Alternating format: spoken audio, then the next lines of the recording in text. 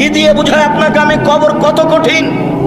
রাসূল সাল্লাল্লাহু আলাইহি ওয়াসাল্লাম বলেন, যখন তাকে কবরে জিজ্ঞাসা করা হবে দ্বীন সম্পর্কে, মুহাম্মদ সাল্লাল্লাহু আলাইহি সাল্লাম সম্পর্কে, ইসলাম সম্পর্কে সে যদি উত্তর দিতে না পারে, ইয়াজরিবু জারবাতান, এত জোরে তাকে ফেরেশতা মারবেন, ইয়াসিহু সাইহাতান, সে বাপরে মারে করে চিৎকার করবে, ইয়াসমাউ মা বাইনাল মাশরিক ওয়াল মাগরিব ইল্লা সাকালাইন, সারা পৃথিবীর জীবজন্তু, কীট পতঙ্গ, পদার্থ, জড় পদার্থ সব কিছু তার চিৎকার শুনতে পাবে, মানুষ আর জিন শুনতে পাবে না।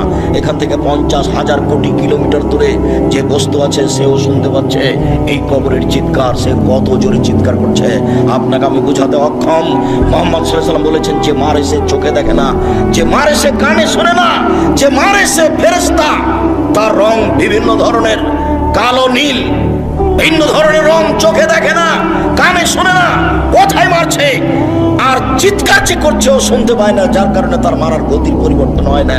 মারে যে সে পুলিশ নয়, মারে যে সে মানুষ নয়, সে খায় না, পেশাব করে না, তার সংসার নাই, তার বিবাহ শাদী নেই, তিনি হচ্ছেন ফেরেশতা।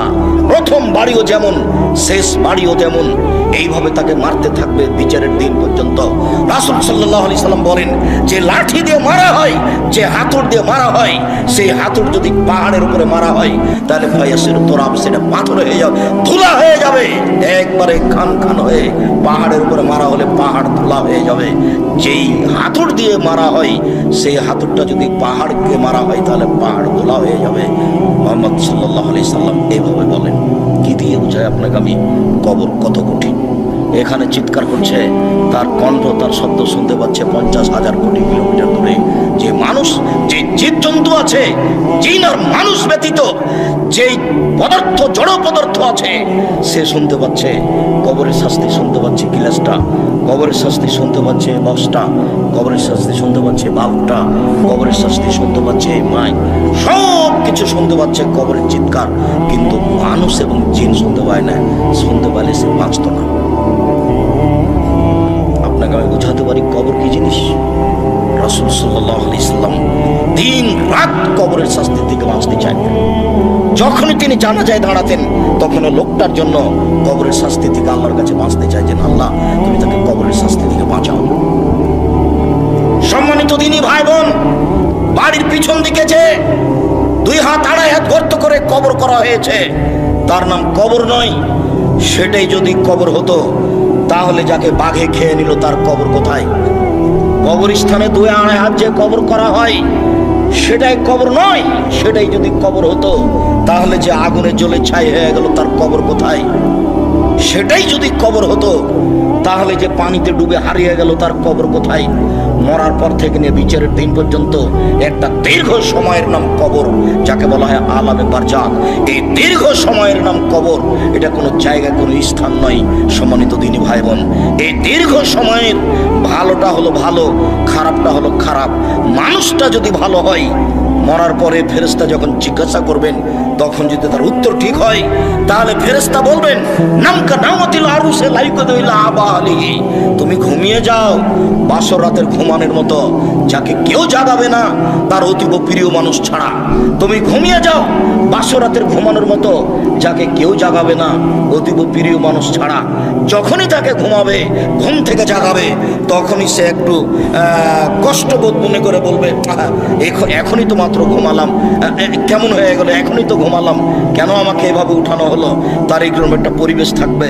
অথচ সেই লোকটা কবরে ঘুমিয়ে আছে 4,000 বছর থেকে, 10,000 বছর থেকে। তার মানে ভালো মানুষের কবরে থাকার সময়সীমা হলো বাসর রাতের সময়। তা 2 ঘন্টা হতে পারে, 2.5 ঘন্টা হতে পারে, 3 ঘন্টা হতে পারে। এটা হলো ভালো মানুষের কবরের সময়সীমা। আর যারা খারাপ মানুষ তারা তো আপনাকে আর আমি কি দিয়ে বুঝাই? কবরের শাস্তিকে স্বপ্নের মতো বলা যেতে পারে। আপনি পাশে বসে আছেন, আপনার ভাই শুয়ে আছে, ঘুমিয়ে আছে, বোখরা সাপ তাকে দংশন করছে, সে বাপরে মারে করে চিৎকার করে পালিয়ে যাচ্ছে ঘুমের ঘরে। এরপরে তার ঘুম ভেঙে গেল, ঘুম ভাঙতে দেখতে পাচ্ছে গমা সাপ কত বড় ছিল, রং কেমন ছিল, কিভাবে কে দংশন করছে, সে সব কিছু এখন অক্ষরে অক্ষরে বলে দিতে পারবে ঘুম থেকে উঠে। কিন্তু যে পাশে বসে আছে সে কিছুই দেখতে পায় না। বুঝাতে পারিনি কথা মনে হয়। এরকম হলো কবরের শাস্তি। আপনি কবর খনন করে সাপ দেখবেন, এ কথা ঠিক নয়। ওই যে একটা কাগজে লেখা ছিল যে জনৈকে ইমাম সৌদি আরব থেকে ইমামতি করার পরে মসজিদ থেকে বের হয়ে একটা কবর খনন করে দেখলেন যে একটা লাশকে সাপ পেঁচিয়ে ধরে আছে। তারপরে বলে দিলেন যে এইটা ফটোকপি করে যে যত বিতরণ করতে পারবে সে তত ভালো। একেবারে নগদ মিথ্যা কথা। কবরের শাস্তি মানুষ দেখা তো বহুদূরের কথা, শুনতে সক্ষম নয়। কবরের শাস্তি দেখা তো বহুদূরের কথা, মানুষ শুনতে সক্ষম নয়। অতএব কবরের শাস্তিকে আপনার রেকর্ডিং করে বা একটা রূপক পরিকল্পনা করে সাজিয়ে মানুষকে দেখানো হারাম। এটা মানুষের পক্ষে সহজ সম্ভব নয়। কবরের শাস্তি, কবর যত কঠিন কিয়ামত তার চেয়ে অনেক বেশি কঠিন। কিয়ামত যত কঠিন জাহান্নাম তার চেয়ে অনেক অনেক অনেক বেশি কঠিন। কি দিয়ে বুঝায় আপনাকে আমি জাহান্নাম কত কঠিন, কিয়ামত। লাকে ইব্রাহিম আবাহু আজার, বিচারের মাঠে ইব্রাহিম আলাইহিস সালাম তার পিতা আজরের সাথে সাক্ষাৎ করবেন। আজরের সাথে সাক্ষাৎ করে বলবেন আলাম আকুল্লাহ আল্লাহ তাসিনী, আব্বা আপনাকে আমি বলিনি যে আপনি আমার নাফরমানি করিয়েন না? কতবার বলেছিলাম আব্বা আপনি আমার নাফরমানি করিয়েন না, আপনি আমার কথা শোনেন, আপনি আমার কথা শোনেন। তখন তার পিতা আজর বিচারের মাঠে বলবে আলিয়ামুল আসিকা, বেটা আজকে তোমার নাফরমানি করব না, যা বলবে সেটা আমি মানব। তখন ইব্রাহিম আলাইহিস সালাম বলবেন প্রতিপালক, আমার পিতা আজকে জাহান্নামে যাবে আর আমি জান্নাতে যাব, এর চেয়ে বড় অপমান কি হতে পারে? আইয়ো খিজে রাজদা মিন আবিলাবা, আজকে আমার পিতা জাহান্নামে যাবে আর আমি জান্নাতে যাব, এর চেয়ে বড় অপমান কি হতে পারে? আমি ইব্রাহিম এটাকে সবচেয়ে বড় অপমান মনে করছি। তখন আল্লাহ তাআলা বলবেন ইব্রাহিম শুনে রেখো, তোমার পিতা আমার নবীকে মানেনি, তোমার পিতা আমার নবী ইব্রাহিমকে মানেনি, অতএব আজকে তোমার কথা রক্ষা হবে না। তোমার পিতার চেহারা আকৃতি পরিবর্তন করে দেওয়া হলো, সাপের আকৃতি করে দেওয়া হলো। ইব্রাহিম আলাইহিস সালাম সে তার নিজের পিতাকে হাদিয়ে ধরে জাহান্নামে নিক্ষেপ করবেন। যদিও অপরিচিত শব্দ ব্যবহার করা হয়েছে যে তার পিতাকে সাপে পরিণত করা হবে, তারপর তার পা ধরে, সাপের পা ধরে জাহান্নামে নিক্ষেপ করা হবে। বাস্তবত ইব্রাহিম আলাইহিস সালাম নিজেই করবেন। যখন তার পিতার আকৃতি পরিবর্তন হয়ে যাবে তখন তিনি নিজে ধরে তাকে জাহান্নামে নিক্ষেপ করবেন। বিচারের মাঠে আল্লাহ তাআলা বলবেন এই বাচ্চা, ওই ছেলেটা ওইভাবে হাঁটছে কেন? ও তো আরো মানুষ তার দিকে দেখলে তো আমার কথা বুঝতে পারবে না। দয়া করে কোনো কাজ দেখায়েন না, কিছুক্ষণ অপেক্ষা করেন। আমি আব্দুল্লাহ বিন ফজল নই যে ভোর পর্যন্ত বক্তব্য দেব। আমি অত কোরআন হাদিস জানি না, সারা রাত বক্তব্য করি না। আপনি দয়া করে নিজের কোনো কাজ দেখাবেন না। আমি আপনার জন্য এসেছি কষ্ট করে। মহিলা মানুষ আপনাকে বলছি, ঢং ঢং করে এসেছেন, ঢং ঢং করে গল্প করতে করতে যায়েন না। আপনার একটা লজ্জাবোধ থাকা দরকার, আপনার একটা ইতস্তবোধ থাকা দরকার, একটা আপনার হায়াবোধ থাকা দরকার। আপনি মহিলা মানুষ, আপনার একটু শরম হয় না কেন? আপনার একটু হায়া হয় না কেন? এত গল্প করেন কেন? ঢং ঢং করে গল্প করতে করতে আসলেন, আবার চলে যাচ্ছেন। আপনি বুঝতে পারেন না যে আমি মহিলা মানুষ, আমার একটা লজ্জার ব্যাপার আছে, আমার একটা শরমের ব্যাপার আছে। জাহান্নাম মহিলা দিয়ে ভরা, দিন রাত সঞ্জন হোশ হয় না। জাহান্নাম বলতে নারীকে বুঝায়, জাহান্নাম বলতে নারীকে বুঝায়। এ কথা আমরা তো বলিনি, এ কথা মুহাম্মদ সাল্লাল্লাহু আলাইহি ওয়াসাল্লাম বলছেন। আল্লাহ রাসূল বলছেন আমি জাহান্নামের দিকে তাকিয়ে দেখলাম অধিকাংশই নারী। আবু হুরায়রা রাদিয়াল্লাহু আনহু, ছেলে তুমি এভাবে সাড়া দিবা না কথায়, চুপচাপ বসে থাকো, তুমি লজ্জাবোধ করো। তোমার মাই তো এখানে বসে আছে ছোট ব্লাউজ পরে, তোমার শরম হয় না? তোমার ইতস্তবোধ হয় না? তুমি বলে দিও তোমার মা যেন এরকম ছোট ব্লাউজ পরে আর দিন না কাটায়, সময় না কাটায়। তোমারও তো ইতস্তবোধ হওয়া দরকার। তোমার বাপ এখন দাঁড়িয়ে চেঁচে এখানে বসে আছে, ঢং দেখাচ্ছ, ধর্মকে পাগল পেয়েছো বাপ বেটা। নিজেকে মুসলমান মনে করো, দিন ধর্ম মেনে চলার চেষ্টা করো। সময় সে আর কোনো পথঘাট মানুষের কাছে নেই। অতএব লজ্জাবোধের দাবি রাখি। কথার মধ্যে উপস্থিত বৈঠকের মুসলিম বোন, আপনাকে নিয়ে দুটো কথা বলছি, শোনেন।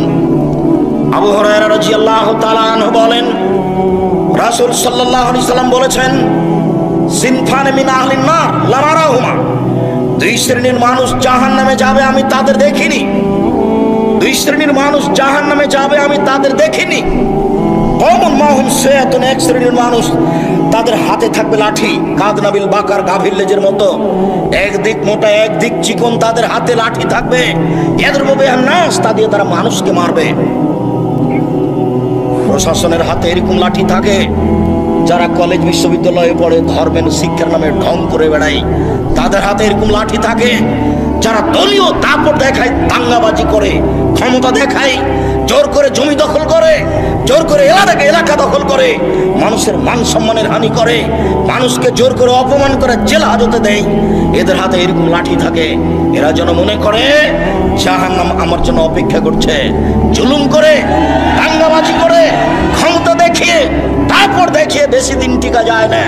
ফেরাউন ডুবে গেছে, অতএব আপনার জন্য জাহান্নাম অপেক্ষা করছে, আপনি থামুন। আপনাকে আমি অনুরোধ করেছি, ক্ষমতা দেখিয়ে, দাঙ্গাবাজি দেখিয়ে, জুলুমবাজি করে, মানুষের প্রতি অন্যায় অবিচার করে, ক্ষমতা দেখিয়ে, মানুষকে জেল হাজতে দিয়ে, মানুষকে অপমান করে 1 মিনিট বাঁচার চেষ্টা করিয়েন না। নরম হয়ে থাকেন, খুব নরম হয়ে থাকেন। মাটির মানুষ, মাটির মতো হয়ে থাকেন, ফলাফল ভালো হবে। সময় অল্প। কালকে ছিল 40 বছর, আজকে দেখছেন 60। কালকে ছিল 60 বছর, আজকে দেখলেন 80। তার মানে বেশি সময় নেই, অল্প সময়। আদম সন্তানকে, অন্তত মুহাম্মদ সাল্লাল্লাহু আলাইহি ওয়াসাল্লামের উম্মতকে বেশি সময় দেওয়া হয়নি। অল্প সময় বাঁচতে এসে মানুষের ক্ষতি করে বাঁচার চেষ্টা করিয়েন না, মানুষকে অপমান করে বাঁচার চেষ্টা করিয়েন না, এর ফলাফল ভালো নয়। রাসূল সাল্লাল্লাহু আলাইহি ওয়াসাল্লাম বলছেন, কেউ যদি কারো মান সম্মানের হানি করে, তাহলে সেই দিন আসার আগে যেন হাত ধরে সমাধা করে নেয়, যেদিন কোনো টাকা পয়সা থাকবে না। যেহেতু বিচারের মাঠে হাত ধরে ক্ষমাও হবে না, যেহেতু বিচারের মাঠে টাকা পয়সা দিয়ে বাঁচাও যাবে না, সেই দিন তখন নেকি দিয়ে বাঁচতে হবে। আমি একটা লোককে অপমান করেছিলাম, আমি এখন বাঁচবো কি দিয়ে? আমার নেকি দিয়ে। আমার নেকি দিতে দিতে যখন শেষ হয়ে যাবে, তখন আমি যাব জাহান্নামে, ও যাবে জান্নাতে। এটা হলো বিচারের মাঠে বিচারের পদ্ধতি। ওখানে টাকা পয়সা দিয়ে বিচার হবে না, ওখানে ক্ষমতা দিয়ে বিচার হবে না, ওখানে বিচার হবে নগদ নেকি দিয়ে। জালেমকে তার নেকি বুঝিয়ে দিয়ে তাকে জাহান্নামে যেতে হবে, এটাই হলো বিচার। যার কারণে দাঙ্গাবাজি করে কিছু করার চেষ্টা করিয়েন না। পৃথিবীর মানুষ শুনে রেখো, 2 শ্রেণীর মানুষ জাহান্নামে যাবে, আমি তাদের দেখিনি। এক শ্রেণীর মানুষের হাতে থাকবে লাঠি, গাভীর লেজের মতো, একদিক মোটা একদিক চিকন, তারা মানুষকে এই লাঠি দিয়ে মারবে, ওরা জাহান্নামে যাবে। 2 নিসাউন, মহিলা, কাছে এতন, কাপড় পরে থাকবে, আর এতন উলঙ্গ। তোমার মা ছোটবেলা পরে এখন বসে আছে, বলো এটা কি? যার হাত দেখা যায়, পেট দেখা যায়। আমি শাড়ি হারাম পোশাক বলিনি, শাড়ি পরা যায়। আমি বলেছি ভালো হবে সালোয়ার কামিজ বেশি চাদর পরেন।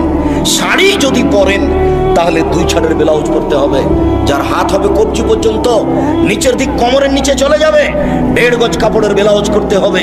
আর শাড়ি পরলে পা মোজা পরতে হবে। বাইরে বের হলে শাড়ি পরে পা মোজা না পরে যদি অটোতে উঠে, তাহলে হাঁটু পর্যন্ত পা খুলে যাবে। এই পোশাক পরে তোমার মা বাইরে যেতে পারে না। আর এটা হচ্ছে পল্লী অঞ্চল, সারা গ্রামের সবাই নাকি চাচা, সবাই নাকি ভাই, সবাই নাকি বাপ, সবাই সবার সাথে কথা বলছেন নির্দ্বিধায়। অবাক মনে করছেন যে আপনি এরকম করছেন যার জন্য পৃথিবীর সবাই করছে, এরকম কথা ঠিক নয়। আপনি বগুড়া জামিলে যান, 1 শ্রেণীর মানুষ আছে, 1 শ্রেণীর পরিবার আছে, ওদের পরিবারের, ওদের মহিলাদের কাপড় পুরুষ দেখে না। যদি পুরুষ দেখে নেয়, তাহলে সেই কাপড় তারা আর পরবে না, তাকে আগুন দিয়ে জ্বালিয়ে দেবে। আপনার স্ত্রী, আপনার মেয়ে নগ্ন হয়ে চলছে, যার কারণে আপনি বলছেন পৃথিবীতে সবাই এরকম। ওদের সব সময় পোশাক পুরুষ দেখে না। ওরা বাড়ির বাইরে বের হলে শুধু বোরকা দেখতে পাবে, অন্য কিছু নয়। অথচ তারা বেঁচে আছে, আজও পৃথিবীতে বেঁচে আছে, তাদের দিন চলে। সম্মানিত দিনী বোন শুনুন, আপনাকেই বলছি, আপনার রাস্তাতে হাঁটা দেখলে লজ্জা হয়। আপনার চলাফেরা দেখলে খারাপ লাগে, লজ্জা হয়, মনে হয় যেন আপনার স্বামী নেই, মনে হয় যেন আপনার বাপ নেই, আপনি যেন পিতাহীন মানুষ, আপনি যেন স্বামীহীন মানুষ। স্বামী থাকলে আপনার এরকম অবস্থা কেন?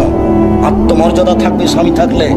আপনার একটা আত্মমর্যাদা আছে, স্বামীর একটা আত্মমর্যাদা আছে। স্বামীর আত্মমর্যাদা খেয়াল করলে তো আপনি এমনটা করতে পারেন না। স্বামীর একটা আত্মমর্যাদা খেয়াল করা দরকার। আসমা রাদিয়াল্লাহু তাআলা আনহা বলেন, আবু বকর সিদ্দিকের মেয়ে আসমা রাদিয়াল্লাহু তাআলা আনহা বলেন যে আমি মাঠে থেকে খেজুরের আটি বোঝা মাথায় করে নিয়ে আসছিলাম।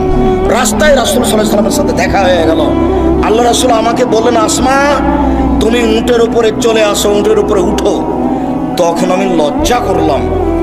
আমার স্বামী জুবাইরের আত্মমর্যাদাকে আমি খেয়াল করলাম, না না না না, আমি যদি রাসূলের উটের পিছনে উঠি তাহলে জুবাইর এটা খারাপ মনে করবে। জুবাইরের একটা আত্মমর্যাদা আছে, তার একটা দাম আছে। আমি এই হিসাব করে আর রাসূলের উটের পিছন দিকে উঠলাম না। আমি বাড়িতে এসে বললাম, জুবাইর শোনেন, আমার স্বামীকে বললাম এই ঘটনা, আপনার আত্মমর্যাদাকে হিসাব করে মহিলা মানুষ মাঠে থেকে বোঝা মাথায় করে নিয়ে চলে আসো, এটা আমাকে খারাপ লাগে। হাদিস বুখারী মুসলিম, তার নাম আত্মমর্যাদা। এই ছেলে, তোমার বাপের একটা আত্মমর্যাদা থাকলে তোমার মা এভাবে বসে থাকতে পারে? তোমার বাপ একটা কাপুরুষ, তোমার বাপ একটা কাপুরুষ, তোমার বাপ একটা কাপুরুষ মনে কিছু নিও না। তোমার বাপের ব্যক্তিত্ব থাকলে, তোমার বাপের মর্যাদা থাকলে, তোমার বাপের আত্মমর্যাদা থাকলে তোমার মা এভাবে চলতে পারতো না। এটা অসম্ভব হতে পারে না। তোমার বাপ নিজেকে পশু প্রাণীর মতো মনে করে। বুঝে না ওরা অন্তর আছে, বুঝে না। দেখে না ওরা চক্ষু আছে, দেখে না। শোনে না ওরা কান আছে, শোনে না। উলাইকা কাল আনাম, তারা পশু প্রাণীর মতো, তারা গরু ছাগলের মতো, তারা কুকুর শৃগালের মতো, বালহুমাদাল, বরং তার চেয়ে খারাপ। তোমার পিতা পশু প্রাণীর মতো নিজেকে মনে করে। ব্যক্তিত্ব থাকলে এইভাবে স্ত্রী ঘুরতে পারে? যেভাবে চোখ ঘুরে বউ সেভাবে ঘুরে, চোখ যেভাবে ঘুরে বউ সেভাবে চলে। তার নাম ক্ষমতা, তার নাম ব্যক্তিত্ব, তার নাম আত্মমর্যাদা। রাসূল সাল্লাল্লাহু আলাইহি সাল্লাম বলেন, নিসাউন, মহিলা কাশিয়াতুন, কাপড় পরে থাকে, আর এতুন, উলঙ্গ। তোমার মার পোশাককে আল্লাহ নবী উলঙ্গ বলেছেন, আর তোমার বোনের পোশাককে আল্লাহ রাসূল উলঙ্গ বলেছেন। এই ছেলে, এই হাদিসের বিকল্প কি তরজমা হতে পারে তুমি বিবেচনা করো। আমি এই কথা বলিনি, এই কথা মুহাম্মদ সাল্লাল্লাহু আলাইহি সাল্লাম বলেছেন। নিজেকে পশু প্রাণী মনে করো না, নিজেকে গরু ছাগল মনে করো না, নিজেকে মানুষ মনে করিও। পশু প্রাণীর বিচার হবে না, গরু ছাগলের বিচার হবে না, কুকুর শৃগালের বিচার হবে না। বিচার মানুষের হবে, বিচার জিনের হবে। এরাই বুঝে, এদের বোধ শক্তি আছে, এদের বোধোদয় আছে, এদের বোধগম্য আছে, এদের হিতাহিত জ্ঞান আছে। এরাই ভালো হতে পারে। যেহেতু ভালো হচ্ছে না, কাজে এরা পশু প্রাণীর মতো, এরা গরু ছাগলের মতো, এরা কুকুর শৃগালের মতো। তবে আল্লাহ তাদেরকে কুকুর শৃগাল বলেননি। পরিবর্তন হতে পারে। আজকেই পরিবর্তন হতে হবে তোমাকে, আজকেই পরিবর্তন হতে হবে তোমার মাকে, আজকেই পরিবর্তন হতে হবে তোমার বোনকে। সিদ্ধান্ত পরিবর্তন করুন। আপনি আমার দিনী বোন। রাসূল সাল্লাল্লাহু আলাইহি সাল্লাম বলেন, মাইলাতুন, এরা পুরুষকে নিজের দিকে আকৃষ্ট করে। মমিলাতুন, তারা পুরুষকে নিজের দিকে আকৃষ্ট করে। মাইলাতুন, এরা নিজেরা আকৃষ্ট হয় পুরুষের দিকে। এরা বাড়িতে যখন থাকে তখন ভালোই থাকে, যখন বাড়ি থেকে বের হয় রাস্তায় চলে তখন কেন জানি কেমন কেমন করে, আনছান করে। একবার ডান দিকে যায়, একবার বাম দিকে যায়, একবার হাত নাড়ে, একবার চোল নাড়ে, কেন জানি কেমন কেমন করে। তার মানে এরা পুরুষের দিকে আকৃষ্ট হয়েছে। লায়াত খোলা জান্নাত, এরা জান্নাতে যাবে না। জান্নাতে তো যাবে না, যাবে না। ওলা ইয়াজিদনা রিহা, এরা জান্নাতের গন্ধ পাবে না। ফাইনা রিহা লা তুজাদু মিন মাসরিতি কাদা ওয়া কাদা, যে জান্নাতের গন্ধ 1 বছরের দূরত্ব পথ থেকে পাওয়া যায়, এটা জান্নাত। এখানে একটা দ্রুতগামী ঘোড়া দৌড়াতে আরম্ভ করে 1 বছর দৌড়াই, এই যত পথ যাবে ওই পথের মাথায় কেউ যদি দাঁড়ায় তাহলে জান্নাতের গন্ধ পাবে। এই মহিলারা জান্নাতের গন্ধও পাবে না। সম্মানিত দিনী বোন, আপনাকে আমরা আর একটা কথা বলে আমাদের আলোচনার দিকে এগিয়ে যাচ্ছি। রাসূল সাল্লাল্লাহু আলাইহি ওয়াসাল্লাম বলেন, 3 শ্রেণীর মানুষ জান্নাতে যাবে না। সালাসাতুন লা তাদখুলুল জান্নাতা আবাদা, 3 শ্রেণীর মানুষ কখনো তারা জান্নাতে যাবে না। 1, মদমিনুল খামর, যারা নিয়মিত বিড়ি, তামাক, জর্দা, সিগারেট, গুল, নেশাদার দ্রব্য খায়, পান করে, তারা জান্নাতে যাবে না। এমন ভাবে আজ থেকে আপনি বিড়ি সিগারেট ছেড়ে দিবেন, দোকানদার যেন একেবারে যা কিনেছিল সেটা যেন মালিককে ফেরত দিয়ে আসে বা ফেলে দেয়, আগুন দিয়ে জ্বালিয়ে দেয়। আর তুমি যদি আবার এখান থেকে উঠে গিয়ে আবার সিগারেট লাগাও, তখন তুমি মনে করি কি ব্যাপার, আমি কি পশু না কি, বুঝেও তো বুঝলাম না। আমি তো বুঝলাম, তারপরে আবার আমি ভালো হতে পারলাম না কেন? তাহলে কি আছে আমি পশুর মতো হয়ে গেছি? ফকির ভিক্ষা চাইলে বলেন মাফ কর, আর ওই টাকা দিয়ে বিড়ি সিগারেট কিনে দিন রাত খান, শরম হয় না কেন? রাসূল সাল্লাল্লাহু আলাইহি সাল্লামকে জিজ্ঞাসা করা হয়েছিল, আল্লাহর নবী আইউল আমাল আফজাল, পৃথিবীতে কর্ম হিসাব সবচেয়ে উত্তম কোনটা? মানুষ যে সব কাজ করে তার সবচেয়ে ভালো কাজ কোনটা? তখন আল্লাহ রাসূল উত্তরে বললেন, তুতে মুত্তাম ওয়া তাকরাউস সালাম আলা মান আরাফতা ওয়া মান লাম তারিফ, তুমি দুস্থ গরীব ফকির মিসকিনকে খেতে দেবা, এটাই তোমার জীবনের সবচেয়ে ভালো কাজ। ওই যাকে চিনো তাকেও সালাম দিবা, যাকে চিনো না তাকেও সালাম দিবা। দেখে সালাম দিতে হবে এই কথা নয়, মৌলানা সাহেবকে সালাম দিতে হবে এই কথা নয়, যাকে চিনেন তাকেও সালাম দিবেন, যাকে চিনবেন না তাকেও সালাম দিবেন। মিশরে কয়েকদিন ছিলাম, তো একটা জিনিস দেখেছিলাম, মিশরের মাটিতে সবাই কোরআন মাজিদ পড়তে পারে, ভ্যান চালক, রিক্সা চালক, অফিসার, মন্ত্রী, এমপি সবাই কোরআন মাজিদ পড়তে পারে, সবাই সবাইকে সালাম দেয়। মন্ত্রী ও রিক্সাওয়ালাকে সালাম দিচ্ছে, সবাই সবাইকে সালাম দেয়। যদি একটা খারাপ বৈশিষ্ট্য আছে, প্রায় সবাই দাড়ি চাঁচে, তবে সবাই সবাইকে সালাম দেয়। চিনে সালাম দিবেন না। আর 10 জায়গাতে সালাম দেওয়া নিষেধ, এই কথাটাও মিথ্যা। তার মধ্যে এক জায়গা হচ্ছে যখন খাচ্ছে তখন সালাম দিতে হবে না, এই কথাটা মিথ্যা। আপনারা খাচ্ছেন এই জন্য সালাম দিচ্ছি না, মনে কিছু নিয়েন না। এতগুলি বাক্য চললো আর আসসালামু আলাইকুম চলবে না? কেমন ধর্ম? বলছে আব্দুর রাজাক সাহেব আপনি তো খাচ্ছেন সেজন্য সালাম দিলাম না। তা এগুলো তো চলছে কথা, তো সালামটাই চলে না। ফেকার বইয়ে লেখা আছে 14 জায়গাতে সালাম দেওয়া নিষেধ, তার মধ্যে এটাও আছে।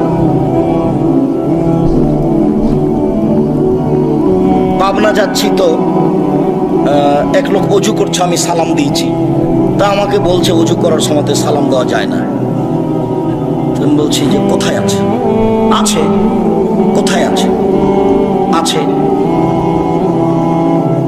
তারপর অনেক কথা, আল্লাহ মাফ করো, অজু করার সময় সালাম দেওয়া যায় না, এ কোন কথা? রাসূল সাল্লাল্লাহু আলাইহি ওয়াসাল্লাম বলছেন যাকে চিনো তাকেও সালাম দিবা, যাকে চিনো না তাকেও সালাম দিবা।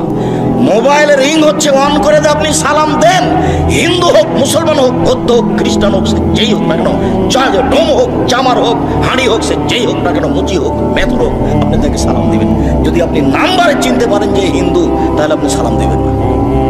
তাহলে আপনি বলবেন জি ধন্যবাদ, কি বলছিলেন। যদি আপনি চিনতে না পারেন, সে যেই হোক, পশু প্রাণী, গরু ছাগল, যে আপনার সাথে কথা বলছে, আপনি তাকে সালাম দিবেন। রাসূল সাল্লাল্লাহু আলাইহি ওয়াসাল্লাম বলছেন তুমি যাকে চিনো তাকেও সালাম দিবা, যাকে চিনো না তাকেও সালাম দিবা। হাদিস তো বুখারী মুসলিম, এটা আপনি কি বুঝলেন? মোবাইলের নাম্বার দেখে আপনি চিনতে পারছেন না, অতএব আপনাকে আর বিবেচনা করতে হবে না। আর আপনাকে তো বলেছি আপনি হ্যালো বলিয়েন না, হ্যালো কুকুরকে বলে। হ্যালো কাকে বলে ডাকে? কুকুরকে বলে ডাকে। কই আমি তো আপনাকে কোনোদিন বলিনি হ্যালো, আমি তো আসসালামু আলাইকুম বলি। সবাই যে বলছে মৌলানা সাহেব বলছে, তো মৌলানা সাহেব বলছে, তো আমি কি করবো? আমি বলিনি কোনোদিন, আমি হ্যালো শব্দ ব্যবহার করি না। হ্যালো বলে কুকুরকে ডাকে।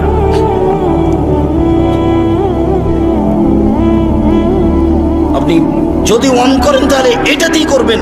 বলছিলাম সম্মানিত দিনী ভাই বোন, সবচেয়ে উত্তম ভালো কাজ রাসূল সাল্লাল্লাহু আলাইহি ওয়াসাল্লাম বললেন ফকির মিসকিনকে খেতে দেওয়া।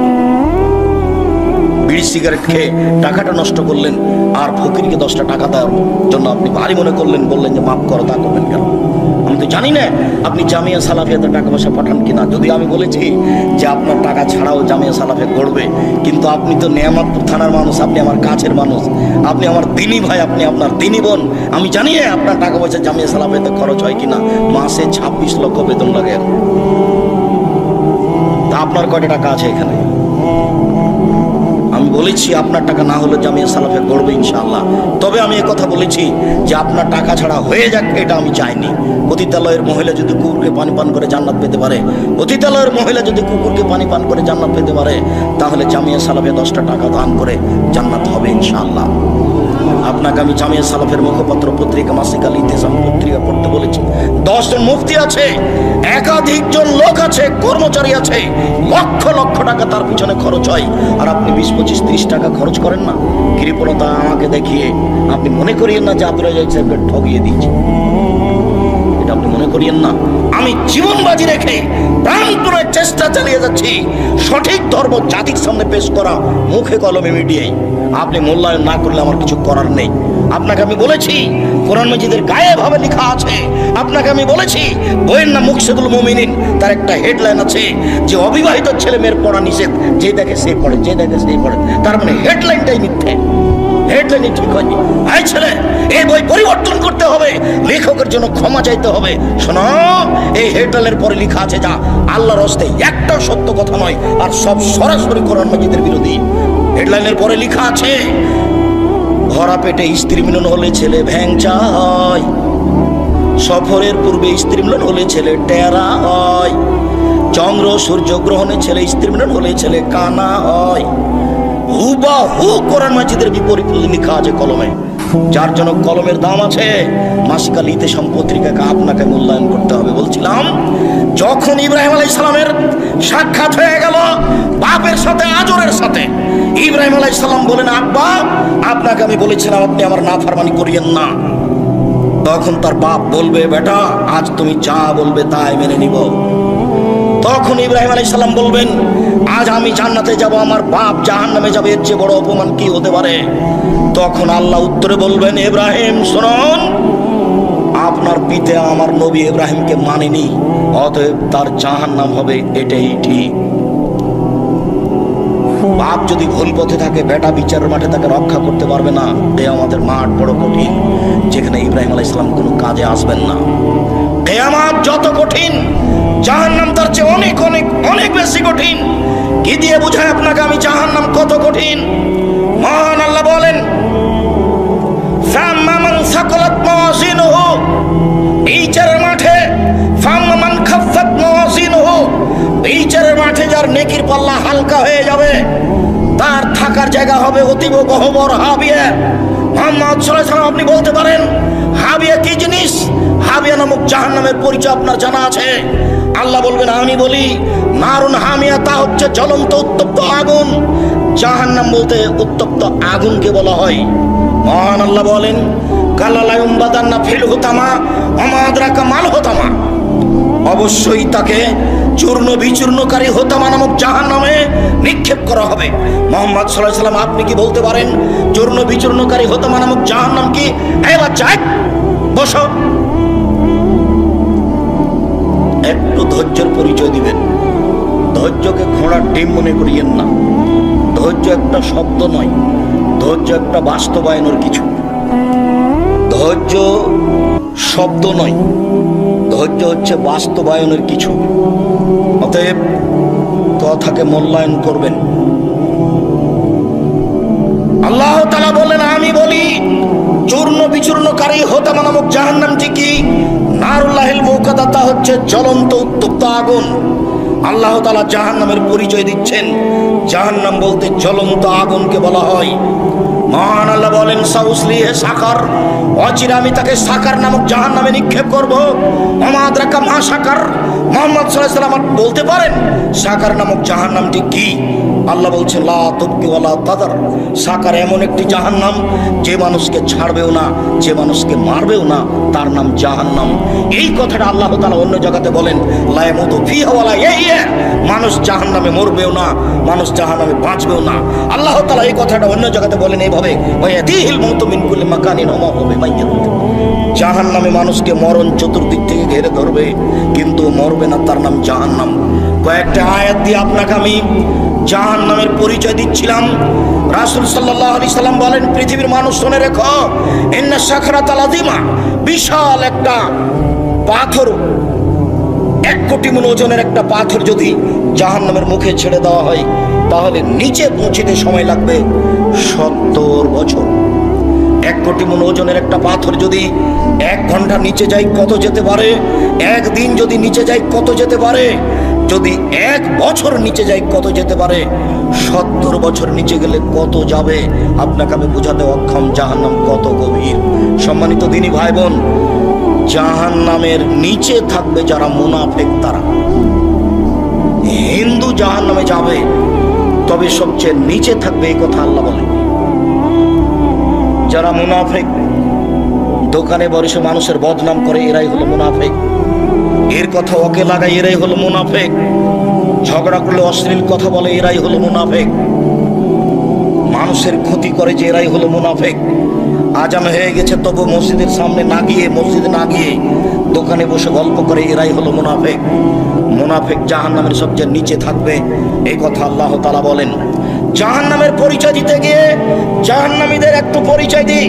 রাসূল সাল্লাল্লাহু আলাইহি সাল্লাম বলেন, একজন জাহান্নামীর গায়ের চামড়া হবে 42 হাত মোটা। রাসূল সাল্লাল্লাহু আলাইহি সাল্লাম বলেন, একজন জাহান্নামীর দাঁত হবে উহুদ পাহাড়ের সমান। উহুদ পাহাড় 4 কিলোমিটার প্রশস্ত, 8 কিলোমিটার লম্বা। নিচে কত আছে তা মানুষ জানে না।